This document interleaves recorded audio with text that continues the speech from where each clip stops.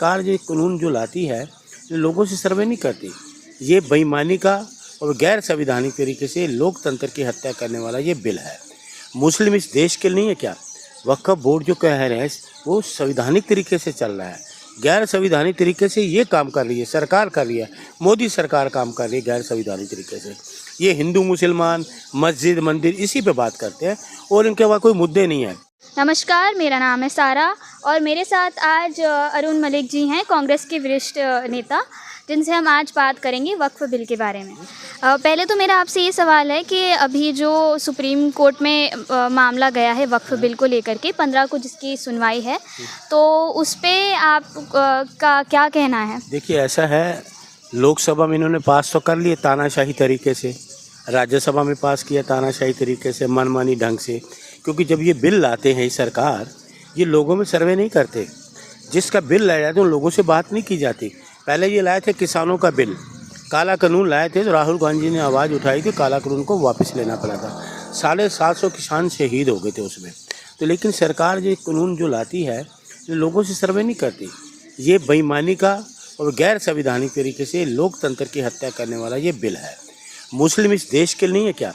वक्फ board जो कह रहे हैं वो संवैधानिक तरीके से चल रहा है, गैर संवैधानिक तरीके से ये काम कर रही है सरकार, कर रही है मोदी सरकार, काम कर रही है गैर संवैधानिक तरीके से। ये हिंदू मुसलमान मस्जिद मंदिर इसी पे बात करते हैं और इनके पास कोई मुद्दे नहीं है। लोगों का ध्यान भटकाने के लिए किसानों के लिए पहले गए, फिर पहलवानों के लिए गए, महिला पहलवानों के लिए, और इनको न्याय नहीं दिखता। इस सरकार में तो न्याय नहीं मिलेगा, हमें इस देश को न्याय नहीं मिल सकता इस सरकार से। लेकिन जो ये बिल है इसकी 15 तारीख को कोर्ट में पेशी भी है और लोग जाएंगे, देखेंगे 15 तारीख को क्या कहता है सुप्रीम कोर्ट, क्या नहीं होता। लेकिन सुप्रीम कोर्ट का जो मामला होगा तो सर पर ही है। लेकिन ये सरकार तानाशाही रवैया अपनाती है, गैर कानूनी तरीके से काम कर रही है सरकार। तो अब तो ये बिल पास हो चुका है, तो अब क्या करेंगे मुसलमान? देखिए, बिल पास हुआ है ना, तानाशाही से हुआ है ना, मैंने आपको यही तो बताया। अभी 15 तारीख को कोर्ट में है, सुप्रीम कोर्ट में, देखेंगे क्या होता है। लेकिन ये बिल पास नहीं होगा, ये बिल हम पास नहीं होने देंगे, पास होगा ही नहीं ये बिल।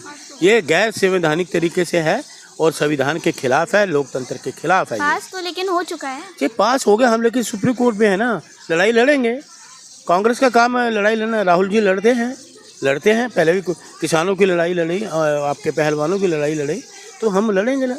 देखो, हमारा काम है। आपने कहा कि ये बिल अनकॉन्स्टिट्यूशनल है, तो आपको क्यों लगता है गैर कानूनी है? क्योंकि किसी सर्वे करा, किसी कोई मुस्लिम नेता है, किसी से बातचीत की गई, ये जब मन आता है ले आते हैं। महंगाई पे लाते हैं ना बिल, कि महंगाई क्यों बढ़ रही है, महंगाई पे लाते हैं बिल।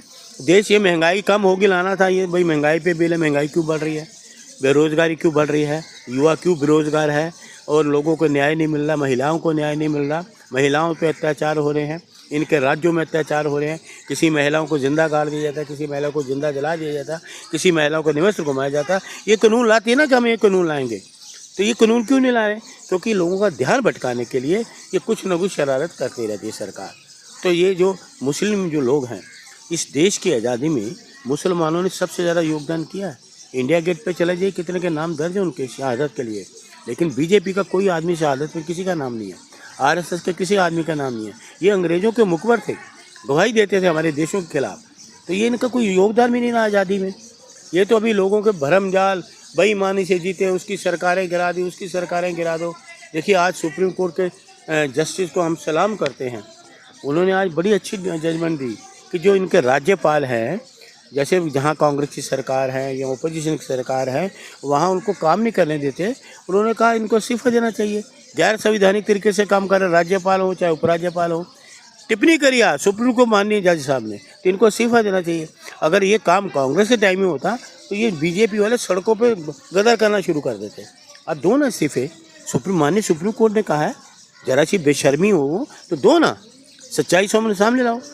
तो ये क्या कर रहे हैं? दूसरी चीज़ है कि ये जो आ रहा है इनका आरटीआई की जो बात करते हैं, सुन लीजिए, जो आरटीआई की जो बात कर रहे हैं, आरटीआई का कानून तो मनमोहन सिंह जी ने किया और सोनी जी ने पास किया, उसको ये छेड़ नहीं सकते। वो ये है कि आप 10 रुपये जमा कराओ, किसी की भी जानकारी ले लो, ये उसको भी बदलना चाहेंगे। क्यों भाई? तुमने घोटाले किए, तुम्हारी सच्चाई सामने ना आ जाए, तुम घोटालेबाज हो, बेईमान हो, देश को बर्बाद करने वाले लोग हो।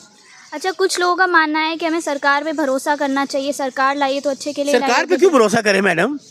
किस लिए भरोसा करें सरकार पे? ये भरोसे लायक है सरकार? मोदी जी भरोसे लायक नहीं है, अमित शाह जी भरोसे लायक नहीं है। देखिए आपको मैं अभी बताता हूँ भरोसे लायक क्यों ना। ये अमित शाह जी थे बिहार में, पहले मोदी जी भी गए, 1500 करोड़ रुपया दिया जाएगा बिहार को, आज तक लोग देख रहे नहीं मिला। फिर अमित शाह जी गए, नीतीश के लिए दरवाजे बंद, दरवाजे हमेशा के लिए बंद। क्या नीतीश के दरवाजे खुल गए? बिहार के लोग वो याद कर रहे हैं, नीतीश जी को सोच रहे हैं। ये बैसाखियों पे हैं मोदी जी। आज नीतीश जी हट जाए, नायडू जी हट जाए, मोदी जी घर चले जाएंगे, सरकार गिर जाएगी। उसके बाद ये माचिस की तीलियाँ होती है ना, खुलेगी, सब बिखर जाएंगी बीजेपी। तो इसलिए बीजेपी इस देश के लिए बर्बादी है।